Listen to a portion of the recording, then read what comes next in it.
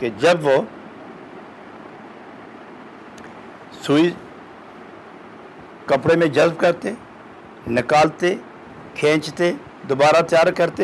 تو سوئی کی ہر حرکت کے ساتھ ان کے جسم کی 360 رگیں ذکر اللہ میں مشغول ہوتی تھی۔ کپڑے کے اندر سوئی کی نوک چبھاتے تو سارا جسم پکارتا اللہ، اور جب دوسری طرف سے باہر نکالتے تو سارے جسم کا بال بال ہو کے نعرے میں گم ہو جاتا۔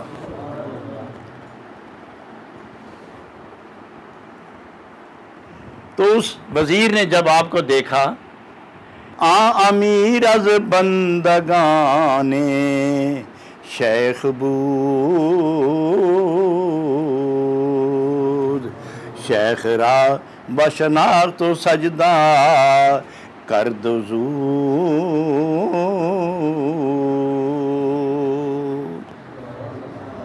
جو ہی اس وزیر نے اپنے شاہ کو پہچانا تو وہ اتنا جھک گیا کہ دیکھنے والا یہ سمجھے کہ سجدہ کر رہا ہے۔ لیکن اس دور میں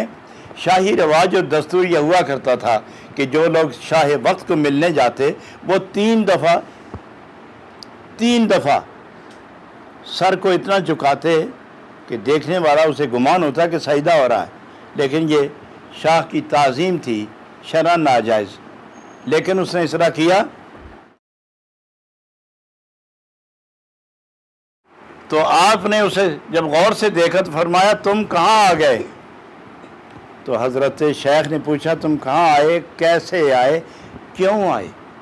تو وہ جواب عرض کرتے ہیں، ترک کردہ ملک ہفت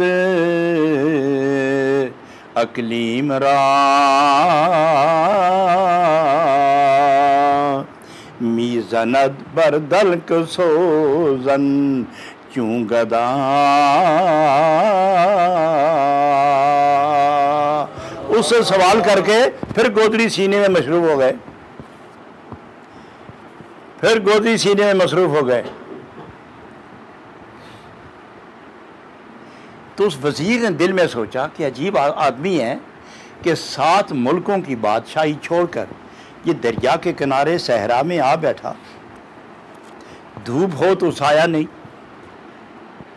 بارش ہو تو چھت نہیں، ہوائیں ہوں تو دیوار نہیں، کوئی درندہ آئے تو رکاوٹ نہیں۔ عجیب آدمی ہے، کر کیا رہا ہے؟ تو دل میں سوچنے لگا کہ 7 بادشاہوں کی بادشاہی اس ایک کو ملی تھی چھوڑ کے، تو اب یہ گدڑی سینے میں مصروف ہو گیا۔ بالکل یہ عجیب، اس کی عقل پر اندھیرا پڑ گیا۔ وزیر اپنے وہم و گمان کی دنیا میں گم ہو کر اس کے متعلق از خود فیصلے تلاش کرنے لگا کہ عقل کیا جواب دیتی ہے۔ اب جناب رومی فرماتے ہیں کہ نگاہ اٹھائی ابراہیم بن ادم نے، تو اس اپنے وزیر کے چہرے پر نگاہ رکھتے ہوئے اس کے دل کے اندر جتنے خیالات اور احساسات تھے اور جو نمودار ہو رہے تھے اور جو ابھی احساسات شبہات و خیالات میں ڈلنے لگے تھے، سب حضرت ابراہیم بن ادم نے اس کے چہرے پر پڑھنے شروع کر دیے اور ایک ایک وہم و وسوسے کا جواب دینے لگے۔ شیخ واقف گشت از اندیشہ شیخ چون شیر است و دلہا بیش است۔ حضرت ابراہیم بن ادم جو وقت کے شیخ ہو گئے تھے وہ اس کے تمام خیالات سے آگاہ ہو گئے اور اس کے چہرے پر جو جو چیزیں دل میں تھیں چہرے پر آتی گئیں اور حضرت شیخ سمجھتے گئے اور اس کو جواب دیتے گئے۔ اور جناب رومی فرماتے ہیں کہ جس طرح کے مختصر سے جنگل میں شیر ہوتا ہے اور وہ ایک اونچی جگہ بیٹھ کر سارے جنگل میں چلتی پھرتی چیز پر نگاہ رکھتا ہے، اس طرح یہ جو دلوں کے جنگل ہیں ان میں شیخ بھی شیر کی طرح سوار رہتا ہے اور یہ ہر چیز پر نگاہ رکھے ہوئے ہوتا ہے۔ اسی لیے ارشاد ہے حبیب اعظم نبی مکرم صلی اللہ علیہ وسلم اتقوا ان فراست المومن فَإِنَّهُ يَنْظُرُ بِنُورِ اللَّهِ، جب مسلمان مومن قرب حق کی منزل پر فائز ہو جائے اور وہ